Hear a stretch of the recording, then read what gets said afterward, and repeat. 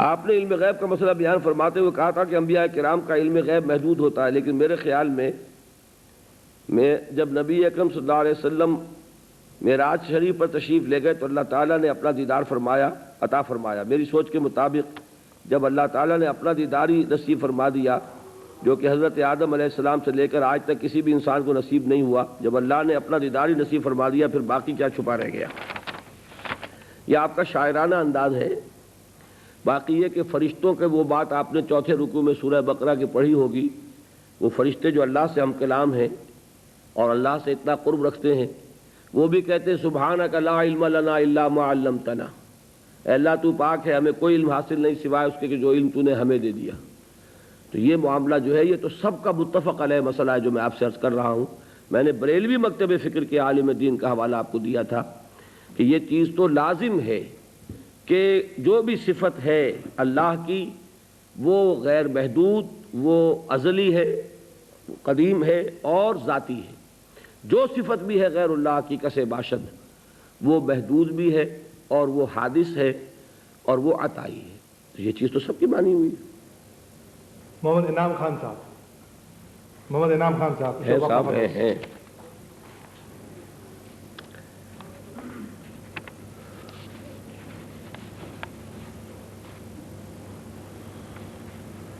یہ فرما رہے ہیں کہ امام ابو حنیفہ کو امام اعظم کا لقب جب دیا گیا ہے تو جس میں وقت تمام مذہب کے امام شافعی، امام حنبل، امام مالک اور تمام یہاں امام اعظم ابو حنیفہ ایک وقت میں موجود تھے؟ نہیں، ایک وقت میں موجود نہیں تھے۔ یہ ان کا حضرت شافعی کا زمانہ بعد کا ہے، امام ابن حنبل کا اور بھی بعد کا ہے۔ اس اعتبار سے بھی اولیت جو ہے زمانی اعتبار سے بھی امام ابو حنیفہ ہی کو حاصل ہے۔ باقی یہ ہے کہ امام اعظم، اب آپ کسی کو قائد اعظم کہہ دیتے ہیں، پوچھیے کیوں بنایا قائد اعظم، کس لیے کہا قائد اعظم؟ بڑے بڑے قائدین اور بھی موجود تھے۔ یہ چیزیں کوئی جرح کرنے کی نہیں ہوتی ہیں۔ امام ابو حنیفہ رحمۃ اللہ علیہ کا ایک مقام ہے جو اللہ نے انہیں عطا فرمایا ہے اور اس لیے ان کے ساتھ نام کے ساتھ یہ لفظ استعمال کر دیا جاتا ہے۔ محمد شاہد صاحب،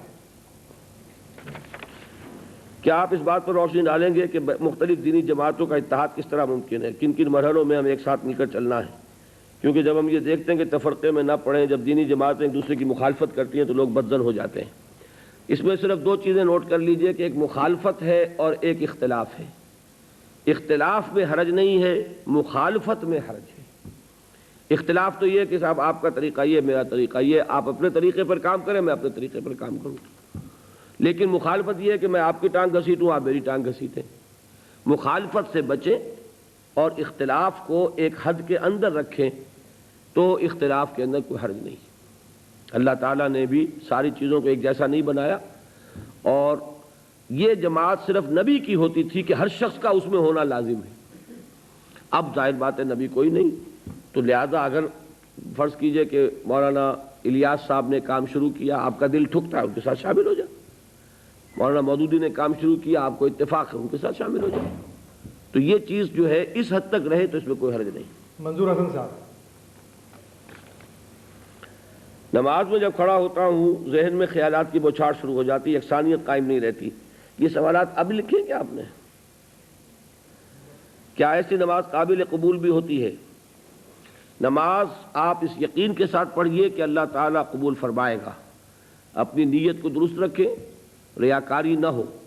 باقی یہ کہ شیطان اگر وسوسہ اندازی کرتا ہے اس سے لڑیے اور نماز پوری کیجیے۔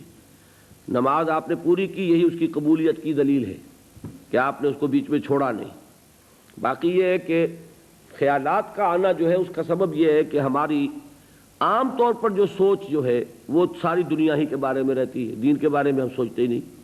تو نماز میں بھی وہی سوچ آ کر ہمارے اوپر مسلط ہو جاتی ہے۔ علاج یہ ہے کہ آپ زیادہ اپنے اوپر دین کی فکر اور دین کی سوچ کو غالب کریں، تو اسی کی انشاءاللہ تعالی ریفلیکشن نماز میں بھی ہوگی۔ یہ بینک کے بارے میں کہہ رہے ہیں کہ قرضہ مجبوری سے بھی لینا پڑتا ہے، کیا اس صورت میں بھی آدمی گناہ میں ملوث ہو جاتا ہے؟ دیکھیے مجبوری جو ہے، سود کا کہہ رہے ہیں، مجبوری کے بھی درجے ہوتے ہیں۔ ایک مجبوری تو یہ ہے کہ مجھے بہت اعلیٰ سوٹ بنوانا ہے، اس کے لیے پیسہ نہیں ہے۔ ایک مجبوری یہ ہے کہ تن ڈھانپنے کو کپڑا نہیں ہے، کوئی کپڑا اس کے لیے لینا ہے، تو یہ بڑا فرق ہے۔ شریعت میں حرام کی اجازت ہے کھانے کی اس حال میں کہ جان پر بن گئی ہو۔ کوئی شخص بھوکا مر رہا ہے، وہ مردار بھی کھا سکتا ہے، سور بھی کھا سکتا ہے، وہ سب چیز کھا سکتا ہے جان بچانے کی حد تک، اس سے زائد نہیں۔ اسی طریقے سے کوئی شخص اتنا مجبور ہو گیا ہے کہ جان پر بن گئی ہے، تو اگر وہ کوئی ایسا کام کر لیتا ہے تو اللہ تعالیٰ معاف فرما دے گا۔ لیکن یہ نہیں ہے کہ ہم اعلیٰ ترین بنگلہ بنوانا ہے، اس کے لیے ہم نے قرض لیا، کیا کریں جی مجبوری ہے، یہ مجبوری نہیں۔ عزیز الرحمان صاحب